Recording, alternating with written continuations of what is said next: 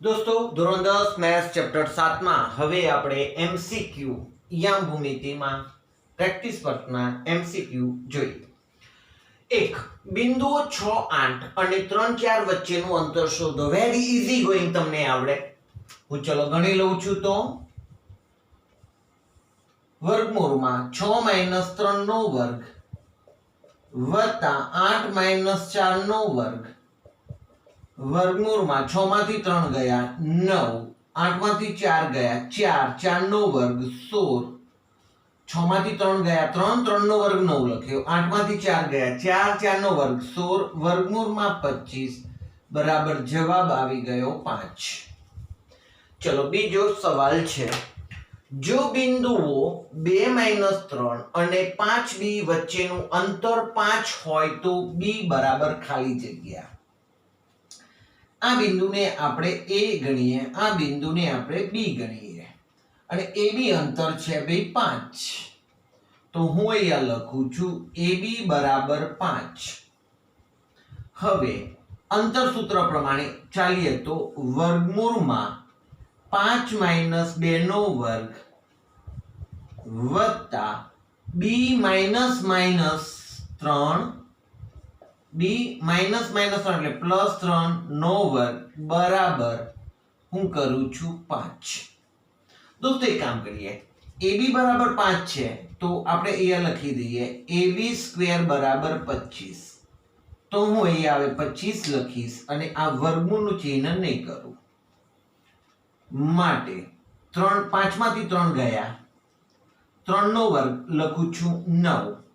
આનું વિસ્તરણ કરી લઉં તો b², 3 દુના 6 મધ્યમ પદ, 3 નો વર્ગ 9 બરાબર 25. b² + 6b, 9 ને 9 18 થયા, +18 - 25 બરાબર 0. માટે b² + 6b, 18 માંથી 25 જશે અને 25 માંથી 18 જશે 7, મોટાનું ચિહ્ન -7 બરાબર 0. ચલો b ના બે ભાગ પાડો, સોરી 7 ના એવા ભાગ પાડો કે બાદબાકી 6 આવે. 7 એકા 7, તો b - 7 અને b + 1 ભાગલા પાડો રાજ કરો પ્રમાણે, સોરી b + 7 અને b - 1 માટે b + 7 બરાબર 0 અથવા b - 1 બરાબર 0. માટે b બરાબર -7 અને b બરાબર 1. તો આમ b ની બે શક્ય કિંમતો છે. તો b બરાબર -7 અથવા 1. b ની બે શક્ય કિંમતો મળે છે. ચલો ત્રીજો સવાલ. ત્રિકોણના બે શિરોબિંદુ 3 1 અને 1 5 છે. ત્રિકોણના શિરોબિંદુઓ છે તથા તેનું મધ્ય કેન્દ્ર ઉગમ બિંદુ છે. ચલો હું આકૃતિ બનાવું છું. a 3 1, b 1 5 તથા તેનું મધ્ય કેન્દ્ર g ઉગમ બિંદુ છે એટલે 0 0.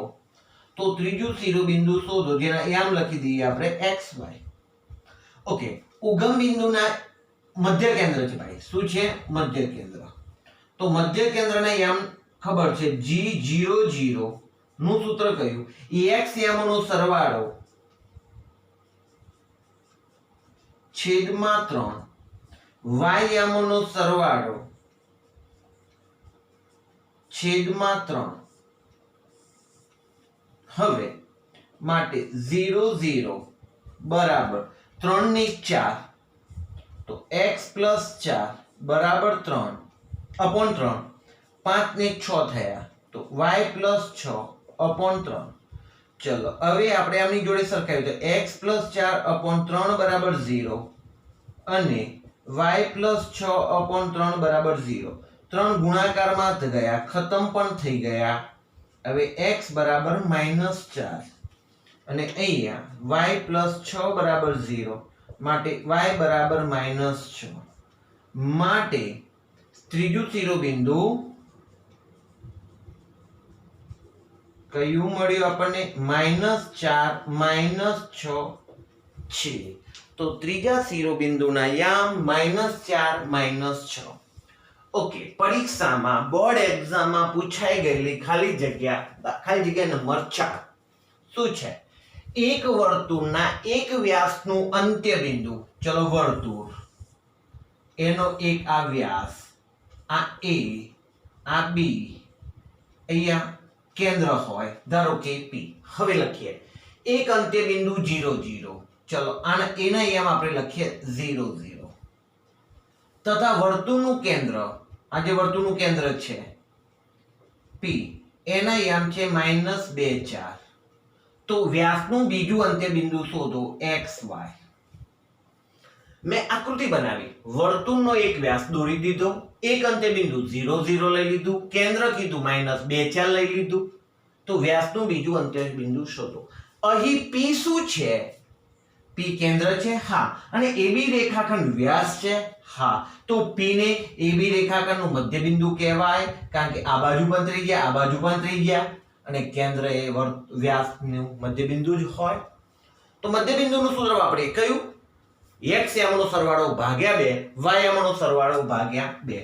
તો અહીંયા P એ AB નું મધ્ય બિંદુ છે, માટે P -2 4 બરાબર x યામનો સરવાળો ભાગ્યા 2, y યામનો સરવાળો ભાગ્યા 2, માટે -2 4 બરાબર x/2 y/2. સરખાવી દઈએ તો x/2 બરાબર -2 અને y/2 બરાબર 4. આના બરાબર x/2, 4 બરાબર y/2. માટે x બરાબર -4 અને y બરાબર 8. તો બીજા અંત્ય બિંદુના યામ આપણને મળે છે -4 8. તો વ્યાસનું બીજું અંત્ય બિંદુ -4 8 છે. તો અહીંયા દોસ્તો ચોથી ખાલી જગ્યા પરીક્ષા માટે મોસ્ટ આઈએમપી હતી. ચલો પાંચમી ખાલી જગ્યા, તમને અગાઉ મેં કીધેલું, તમને શોર્ટ ટ્રિક્સ આપીશ એવી ખાલી જગ્યા આવી. 6 0 0 0 અને 0 8 શિરોબિંદુઓ વાળા ત્રિકોણનું પરિકેન્દ્ર ખાલી જગ્યા છે. સર મધ્ય કેન્દ્ર નહીં, પરિકેન્દ્ર છે. ઓ સાહેબ, પરિકેન્દ્રમાં તો બહુ મોટી ગણતરી હતી કે A B C અહીંયા લેતા P, એના યામ ધારતા XY, પછી PA બરાબર PB બરાબર PC લખતા, PA સ્ક્વેર બરાબર PB સ્ક્વેર બરાબર PC સ્ક્વેર કરતા, પછી PA સ્ક્વેરની ગણતરી કરતા, PB સ્ક્વેરની ગણતરી કરતા, PC સ્ક્વેરની ગણતરી કરતા, પછી PA સ્ક્વેર બરાબર PB સ્ક્વેર કરતા, પછી PB સ્ક્વેર બરાબર PC સ્ક્વેર કરતા. સાહેબ, આ તો બહુ આટલી મેથડ એક માર્ક્સમાં. ઉભા રહો દોસ્તો, તમને ખાલી જગ્યામાં એવો જ એક માર્ક્સમાં પરિકેન્દ્રના દાખલો ખાલી જગ્યા પૂછાય કે જેમાં ચોક્કસ બિંદુઓ આપેલા હોય. ચલો જોઈએ. 0 0 છે, તો તમે થિંકિંગ કરો કે આ રીતના આપણી જોડે આલેખ હોય તો 0 0 વાળું બિંદુ અહીંયા આવશે. ઓકે, 6 0 વાળું બિંદુ ક્યાં આવશે? x માં 6, તો 6 0 વાળું બિંદુ અહીંયા આવશે. સાહેબ 0 8 વાળું બિંદુ y અક્ષ ઉપર જાય, કારણ કે x માં 0 છે ને y માં 8 છે. સમજો કે અહીંયા ગયું, તો આ 0 8 છે. ચલો 0 8 છે, તો આ અંતર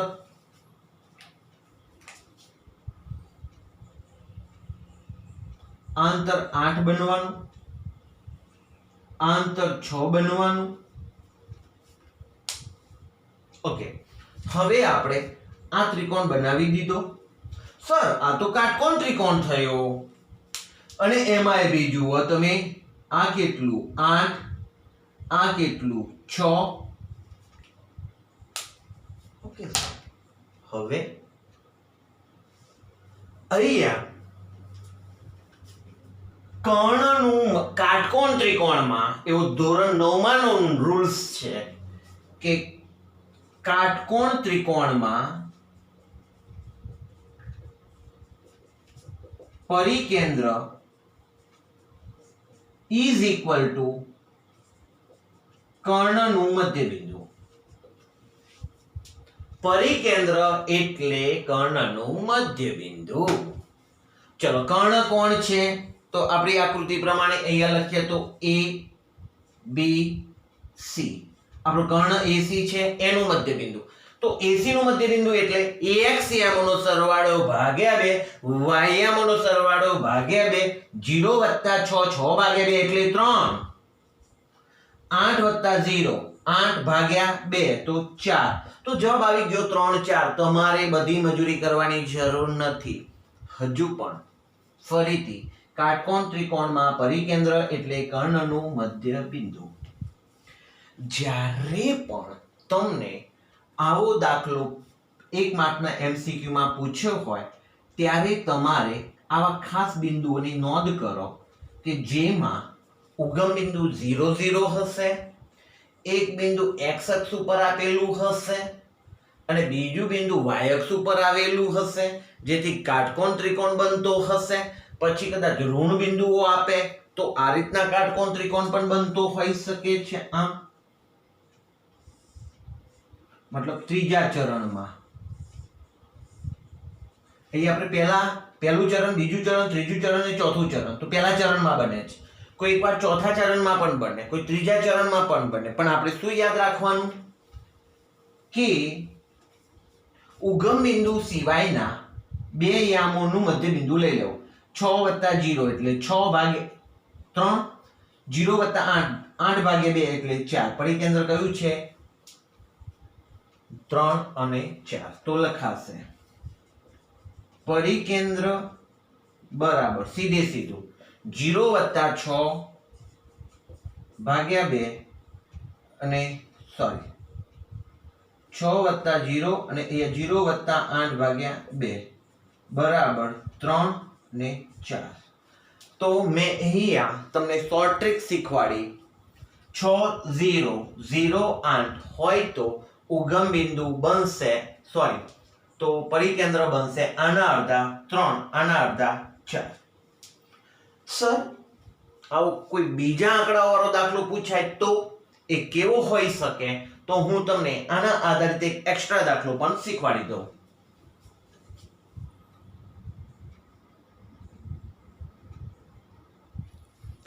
ચલો, બોર્ડ ઉપર બે એક્સ્ટ્રા દાખલા મૂક્યા છે જે પરિકેન્દ્ર આધારિત છે અને MCQ માં પૂછી શકાય. MCQ માં પૂછાય 1 માર્કમાં હોય એટલે આપણે મોટી ગણતરી કર્યા વગર અહીંયા શોર્ટ ટ્રિક શીખવી પડે એટલા માટે. ચલો, 6 0 ની કહાની કરીએ તો આપણે x અક્ષ અને y અક્ષ લઈ લીધા. 6 0 ક્યાં હશે સમજીએ સાહેબ. 6 0 ફાઇનલી ક્યાં હશે? x અક્ષ ઉપર. ચલો, અને 6 0 કહેવાય. 6 8 છોડો, 0 8 ક્યાં હશે? 0 8 અહીંયા હશે કારણ કે y અક્ષ ઉપર 0 8. અને હવે જુઓ, તમે નોંધ કરો, 6 તો x અક્ષમાં 6 અને y તો અહીંયા y માં 8 છે તો અહીંયા y માં 8 છે. ચોક્કસ પ્રકારના બિંદુઓ છે. હવે 6 8 ક્યાં હશે? તો x માં 6 અહીંયા છે અને y માં એ તો અહીંયા ભેગા થશે. તો આ રીતનો કાટકોણ ત્રિકોણ બનશે. અહીંયા 6 8, અહીંયા કાટકોણ ત્રિકોણ બન્યો. તો આ જ આપણો માટે કર્ણ બન્યો. કર્ણનું મધ્યબિંદુ આ શોધીએ એ પરિકેન્દ્ર બને. તો શું આવશે? 0 + 6 ભાગ્યા 2, 8 + 0 8 ભાગ્યા 2 એટલે 4. તો જવાબ આવશે 3 4. અહીંયા શું થયું? અહીંયા આ રીતનો કાટકોણ ત્રિકોણ બન્યો અને અહીંયા આ રીતનો કાટકોણ ત્રિકોણ બન્યો. ખાસ ક્યારે બનશે? 6 તો અહીંયા 6, 8 તો અહીંયા 8. એક બિંદુ x અક્ષ ઉપર, બીજું બિંદુ y અક્ષ ઉપર હશે. તો આ દાખલામાં આપણે શોર્ટ ટ્રિક્સ પ્રમાણે ગણીએ તો ત્રિકોણના પરિકેન્દ્રના યામ બરાબર 6 + 0 ભાગ્યા 2, 0 + 8 ભાગ્યા 2, 3 અને 4. Okay sir. ચલો, પેલો એક્સ્ટ્રા દાખલો. 0 0 -4 0 -6 ક્યાં કેવી રીતના બનશે? x અક્ષ y અક્ષ. ચલો 0 0 એક આ બિંદુ હશે, -4 0 ક્યાં હશે? -4 0 ક્યાં હશે? -4 આ બાજુ આવે, 1 2 3 4, ચલો અહીંયા થયું -4 0. ઓકે, 0 -6 ક્યાં હશે? -6 આ બાજુ હશે. ચલો આ છે 0 -6. આ એક બિંદુ, બીજું અને ત્રીજું જોડીશું, ત્રિકોણ બનશે. અહીંયા કાટકોણ ત્રિકોણ, તો અહીંયા મધ્ય બિંદુ એ પરિકેન્દ્ર બને. અહીંયા મધ્ય બિંદુ, ચલો મધ્ય બિંદુ ને અહીંયા બરાબર -4 + 0, -4 ભાગ્યા 2 -2, 0 + -6 -6 ભાગ્યા 2 -3. ટૂંકમાં -4 હોય તો -2 કરવા, -6 હોય તો -3 કરવા, અડધા કરો. અહીંયા પણ જુઓ 6 છે તો 3, 8 છે તો 4. અહીંયા જુઓ 0 છે, સોરી 8 છે તો 4 છે, અને 6 છે તો 3 છે. તો આવા જ દાખલા MCQ માં 1 માર્ક્સમાં પૂછી શકાય. તો અહીંયા લખીશું પરિકેન્દ્રના યામ બરાબર -4 + 0 ભાગ્યા 2, 0 + -6 ભાગ્યા 2, -4 ભાગ્યા 2, -6 ભાગ્યા 2 બરાબર -2 -3.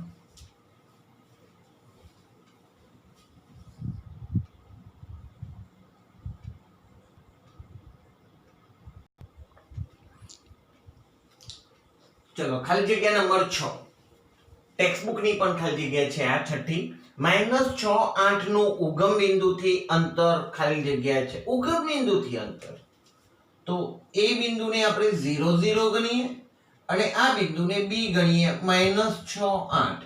હવે AB અંતર બરાબર વર્ગમૂળમાં 0 -6, તો 0 + 6 કરી દો, પ્લસ 0 -8, એની જગ્યાએ 8 - 0 લઈ શકો તમે, આમ ઊંધું. ઓકે, બરાબર વર્ગમૂળમાં સર 0 + 6 6 નો વર્ગ 36, 8 - 0 8, 8 નો વર્ગ 64, વર્ગમૂળમાં 100 બરાબર જવાબ આવશે 10 એકમ. અહીંયા આપણી ગણતરી પૂરી થઈ ગઈ. બીજો દાખલો 0 4 0 0 અને 3 0 શિરોબિંદુ ધરાવતા ત્રિકોણની પરિમિતિ શોધો. પરિમિતિ એટલે બધી બાજુઓનો સરવાળો. બધી બાજુના સરવાળા માટે પહેલા તો આપણને 3 3 ના AB BC AC ના માપ ખબર હોવી જોઈએ. ચલો અહીંયા લખું છું A B અને C. તો પહેલા આપણે AB શોધી લઈએ. AB બરાબર વર્ગમૂળમાં 0 - 0 વર્ગ વત્તા 4 - 0 નો વર્ગ, વર્ગમૂળમાં 0 થઈ ગયા, પતી ગયા, 4 નો વર્ગ 16 આવી ગયો. સમજીએ તો 0 + 16 વર્ગમૂળમાં 16 બરાબર 4. બીજી વાત કરીએ, BC બરાબર વર્ગમૂળમાં સર 3 - 0 નો વર્ગ વત્તા 0 - 0 નો વર્ગ. ચલો 3 નો વર્ગ 9, 0 નો વર્ગ 0, 9 બરાબર 3. હવે AC શોધી લઈએ. AC બરાબર વર્ગમૂળમાં AC, તો 3 - 0 વત્તા 0 - 4, એક કામ 4 - 0 લઈએ, 3 નો વર્ગ થશે 9, 4 નો વર્ગ થશે 16, વર્ગમૂળમાં 25 બરાબર આવશે 5. હવે આપણી જોડે શું માંગ્યું છે? પરિમિતિ. તો પરિમિતિ બરાબર AB વત્તા BC વત્તા AC બરાબર 4 વત્તા 3 વત્તા 5 બરાબર 12 એકમ થાય. અહીંયા આ દાખલો હું મૌખિક રીતે પણ ગણી શકું. કેમ સર? કારણ કે ચોક્કસ બિંદુઓ છે. જુઓ, પરિકેન્દ્ર વખતે સમજાવે તેવું બિંદુઓ છે. ઉગમ બિંદુ 0 0 તો અહીંયા y અક્ષ માં 4 છે તો એ x અક્ષ માં 3 છે 0 થાય છે અહીંયા 0 આપેલો શું કરવાનું એક ખ્યાલ મેળવીએ ચલો અહીંયા 0 0 यस सर 0 4 क्या से y अक्ष ऊपर चलो आने 0 4 3 0 क्या से x अक्ष ऊपर 3 0 હવે આ કાટકોણ ત્રિકોણ આપણા માટે બન્યો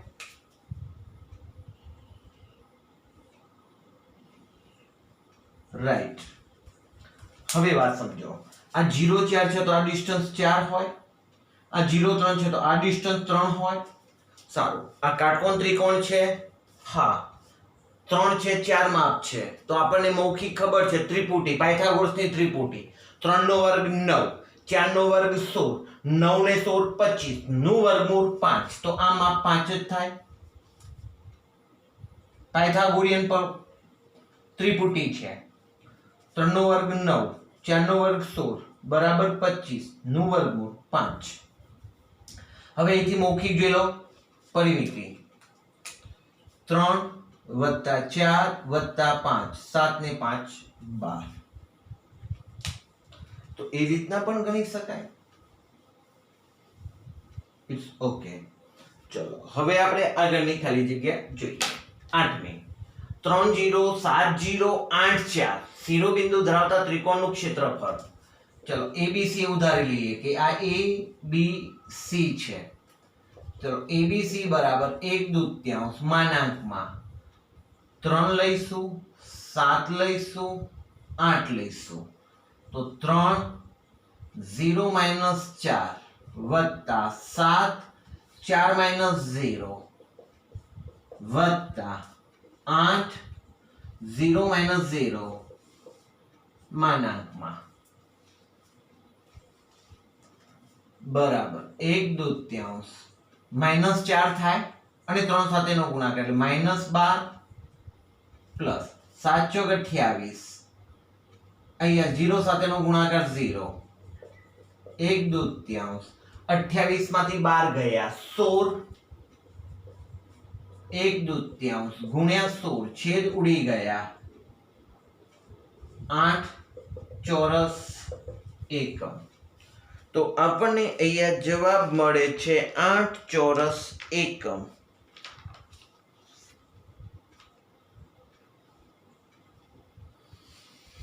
ચલો નવમી ખાલી જગ્યા 7 - 6 અને 3 4 ને જોડતા રેખાખંડનું 1/2 ગુણોત્તરમાં વિભાજન કરતું બિંદુ કયા ચરણમાં છે બિંદુ કયું છે તો પહેલા શોધવું પડશે પછી નક્કી કરીશું કે કયા ચરણમાં છે જોઈએ આકૃતિ બનાવીએ 7 - 6 વિભાજન કરતું બિંદુ P કયા ગુણોત્તરમાં 1/2 ચલો બિનાયામ 3 4 સર એક્શન આ એક્શન રાઈટ વે ચલો આપણે ચાલુ કરીએ છીએ તો પિનાયામ 1 લઈ 3 ની જોડે 2 લઈ 7 ની જોડે છેદમાં ગુણોત્તરોનો સરવાળો યસ સર ચલો 1 લઈ 4 ની જોડે 2 લઈ -6 ની જોડે ગુણોત્તરોનો સરવાળો સીધે સીધી વાત 3 × 3 7 × 2 = 14 ને 3 17 છેદમાં 3 4 × 4 6 × 2 = 12 છેદમાં 3 -8/3 -8/3 મળે છે જોઈએ તો હવે આ કયું પીના યામ નથી માંગ્યા પણ જે વિભાજન કરતું બિંદુ છે કયા ચરણમાં હોય ચલો વિભાજન બિંદુ પર ધ્યાન કેન્દ્રિત કરીએ તો પહેલું પદ ધન છે એક્સ ધન છે અને આ ઋણ છે યાદ કરો ધોરણ 9 માની મેથડ ધોરણ 9 માં આપણે ભણી ગયા એ કઈ મેથડ હતી સર, સમજાવો ને. તો જોઈ લઈએ. x અક્ષ,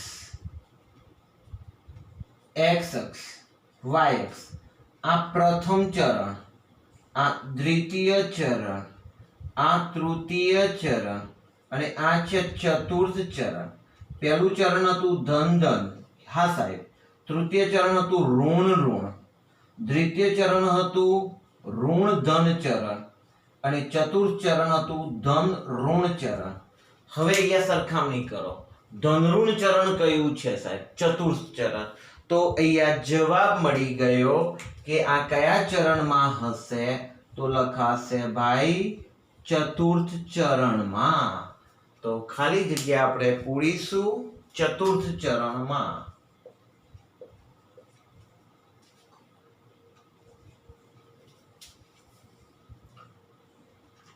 ઓકે, હવે ખાલી જગ્યા મૂકી છે નીચે 10મી ખાલી જગ્યા.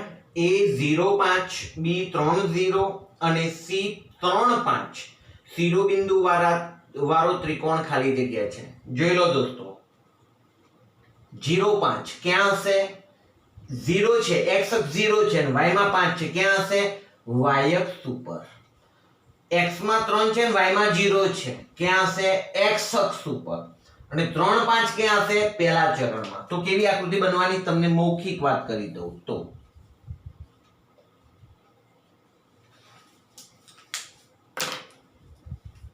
પહેલા તો વાત 05 x અક્ષ y અક્ષ ઉગમ બિંદુ 05 x 0 છે y માં 5 છે તો y અક્ષ ઉપર.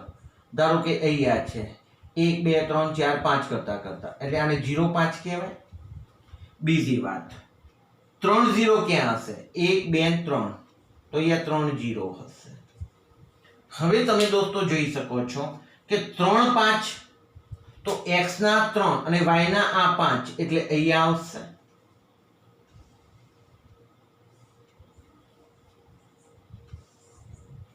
આપણા માટે આ કાટકોણ ત્રિકોણ બન્યો. Yes sir.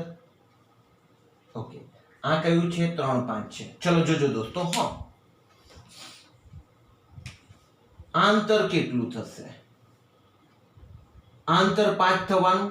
આ 0 5 છે તો આંતર 5 તો આંતર બી 5. આંતર 3 તો આંતર પણ 3. ટૂંકમાં બે બાજુ સરખી તો નથી જ. બે બાજુ સરખી નથી પણ કાટકોણ ત્રિકોણ તો બંને જ છે. તો ત્રિકોણનો પ્રકાર શું લખીશું? કાટકોણ ત્રિકોણ. સર ધારો કે અમને આવી આઈડિયામાં ખબર ના પડી, પરીક્ષામાં આવું કઈ યાદ ન આવ્યું તો શું કરવું? તો તમારે પહેલા AB² શોધી લેવા. AB². તો AB² કરશો તો 3 - 0 નો વર્ગ વત્તા 5 - 0 નો વર્ગ, 3 નો વર્ગ 9, 5 નો વર્ગ 25 બરાબર 34. પછી તમે BC² શોધી લેજો. BC² માં 3 - 3 નો વર્ગ વત્તા 5 - 0 નો વર્ગ, 0 વત્તા 25 બરાબર 25. હવે AC² શોધી લેજો. AC² 3 - 0 નો વર્ગ વત્તા 5 - 5 નો વર્ગ, 3 9 0 9. હવે અહીંયા આપણે કીધેલું કે જ્યારે પણ ત્રિકોણનો પ્રકાર નક્કી કરવો હોય ત્યારે બે સૌથી મોટી બાજુને અલગ કરી દો. હવે નાની બે બાજુને ભેગી કરીને ચેક કરીએ. જોઈએ આ બે બાજુ ભેગી કરીએ. ચલો BC² પ્લસ AC² તો 25 વત્તા 9 બરાબર 34 અને 34 વેલ્યુ AB² ની છે. તો બે બાજુઓના વર્ગોનો સરવાળો ત્રીજી બાજુ જેટલો થાય તો કેવો ત્રિકોણ કહેવાય? કાટકોણ ત્રિકોણ. અને એ જ રીતે અહીંયા પણ આપણને ખબર પડે તો ત્રિકોણનો પ્રકાર કયો છે? કાટકોણ ત્રિકોણ. તો અહીંયા આપણે 10 ખાલી જગ્યાઓ પૂરી કરી.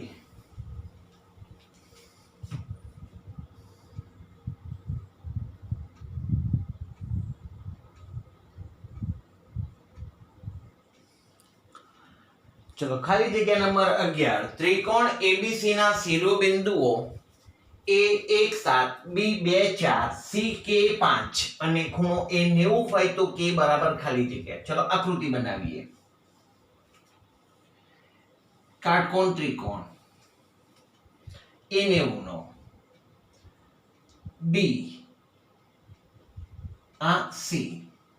ચલો એના યામ લખવાના છે 1 7, સી ના બી ના યામ છે 2 4 અને સી ના યામ છે કે 5.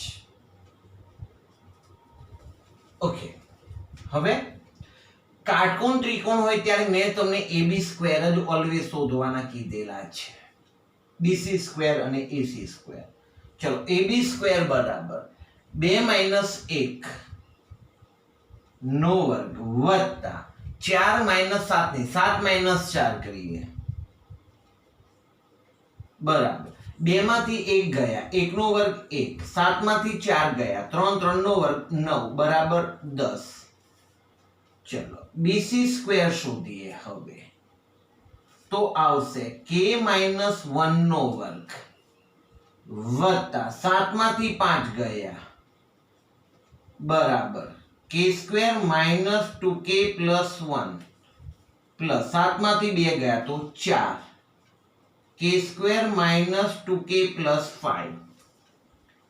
AC સ્ક્વેર બરાબર AC સ્ક્વેર મારે આ AC સ્ક્વેર શોધાઈ ગયું, ભૂલોનો ભંડાર થયો. 7 - 5. ચલો હવે આપણે BC સ્ક્વેર શોધીએ. k - 2 નો વર્ગ વત્તા 5 - 4 નો વર્ગ બરાબર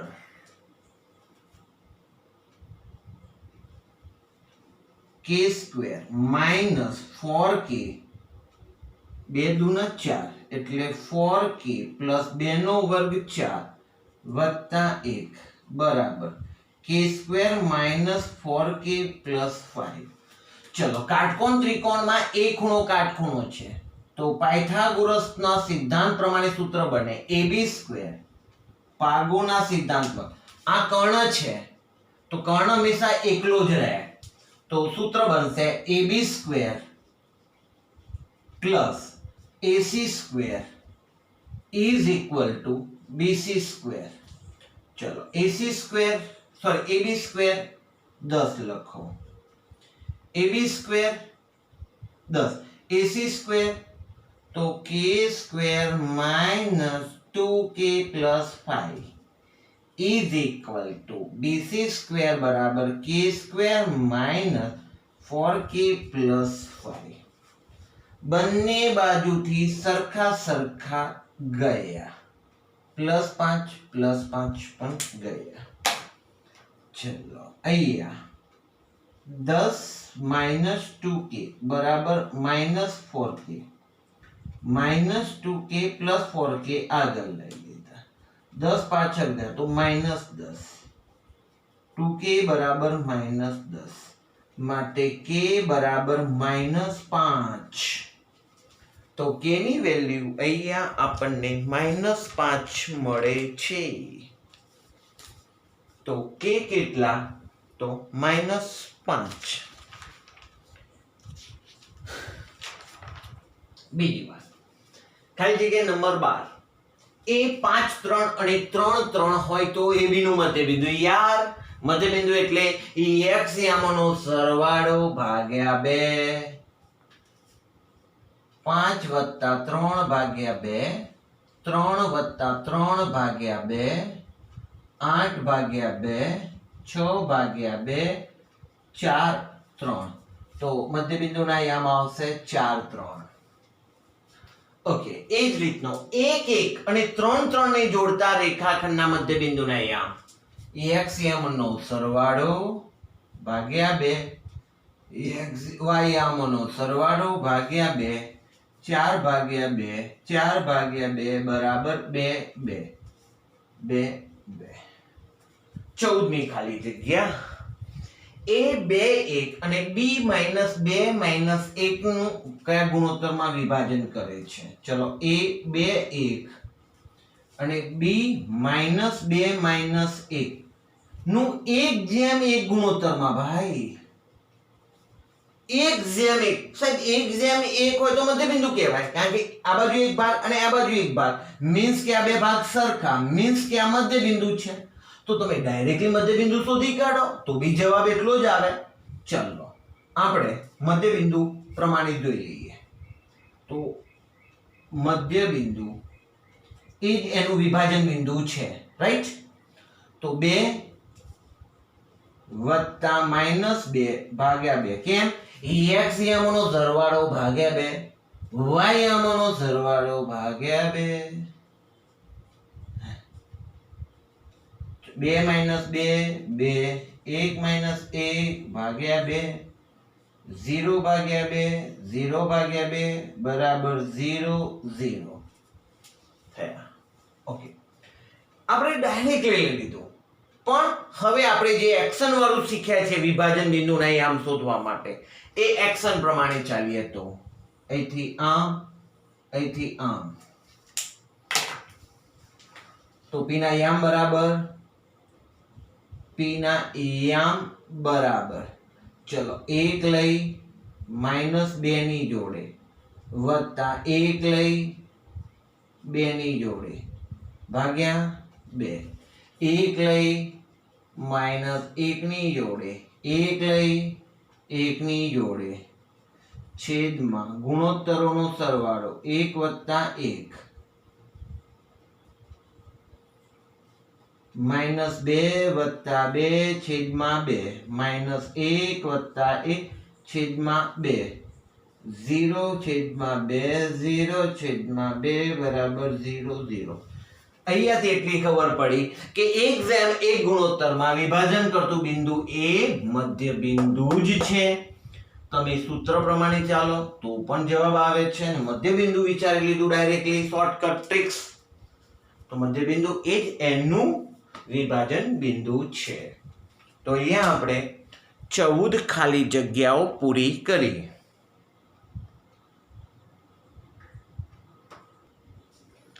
આપણી નજર આગળ ખાલી જગ્યા 15 અને 16 છે. 15મી ખાલી જગ્યા જોઈએ. જો A5 B6 7 અને 2 3 શિરોબિંદુ વાળા ત્રિકોણનું ક્ષેત્રફળ 10 હોય તો A બરાબર ખાલી જગ્યા. કાચી આકૃતિ બનાવી હોય તો બનાવીએ. A5 B6 7 C2 3 ક્ષેત્રફળ કીધું છે 10 તો A બરાબર ખાલી જગ્યા. ચલો ક્ષેત્રફળનું સૂત્ર લઈએ કે ABC બરાબર 1/2 માનાંકમાં આપણે શીખવાડ્યું છે તે પ્રમાણે પહેલા x યામો નીચે ઠપકા. ચલો A લઈશું તો 7 - 3 વત્તા 6 લઈશું તો 3 - 5 વત્તા 2 લઈશું તો 5 - 7 માનાંકમાં ABC ક્ષેત્રફળ ખબર છે કેટલું સાહેબ 10 1/2 A 4 6 -2 2 -2 માનાંક પૂરો. અહીંયા ગુણાકારમાં આવી ગયા તો 20 બરાબર માનાંકમાં 4A -12 -4 માટે 20 બરાબર 4A -16. હવે માનાંકને આગળ લખી લઈએ તો 4A -16 માનાંકમાં બરાબર 20. હવે યાદ કરો માનાંક છોડો એકવાર ધન એકવાર ઋણ શીખવાડેલું તો 4A -16 is equal to 20 અથવા 4A -16 બરાબર -20. ચલો 4A બરાબર 20 પ્લસ 16 તો 4A બરાબર થયા 36 તો 9 ચોક 36 તો A બરાબર 9 અથવા 4a બરાબર -20 પ્લસ 16, તો 4a બરાબર -4 માટે a બરાબર -1. પણ દોસ્તો રકમમાં એક કન્ડિશન લખેલી છે કે a લેસ ધેન 0 એવું કંઈક લખેલું છે, a ગ્રેટર ધેન 0. a 0 કરતા મોટો છે એવું રકમમાં કન્ડિશન લખેલી છે. તો એ ધન હોય એ શક્ય લાગે. ખાલી જગ્યામાં કયું પુરાશે? a બરાબર 9. આ તો a -1 જવાબ આવે છે, તો a લેસ ધેન 0 છે, તો a ગ્રેટર ધેન 0 માંગેલો છે, તો ખાલી જગ્યામાં આવશે a બરાબર 9. ચલો 16મી ખાલી જગ્યા. મધ્ય કેન્દ્રના યામ શોધો. Very very easy. મધ્ય કેન્દ્રના યામ બરાબર x યામનો સરવાળો 2 + 4 + -3 છેદમાં 3, 3 + 7 + 2 છેદમાં 3, કૌંસ છોડી દઈએ, 2 + 4 - 3 છેદમાં 3, 3 + 7 + 2 છેદમાં 3. હિસાબ કરીએ તો 4 ને 2 6 માંથી 3 ગયા, 3 છેદમાં 3, 7 ને 3 12 છેદમાં 3, છેદ ઉડી ગયા, તો 1 અને 4. મધ્ય કેન્દ્રના યામ છે 1 અને 4. તો દોસ્તો આપણે પ્રેક્ટિસ વર્કમાં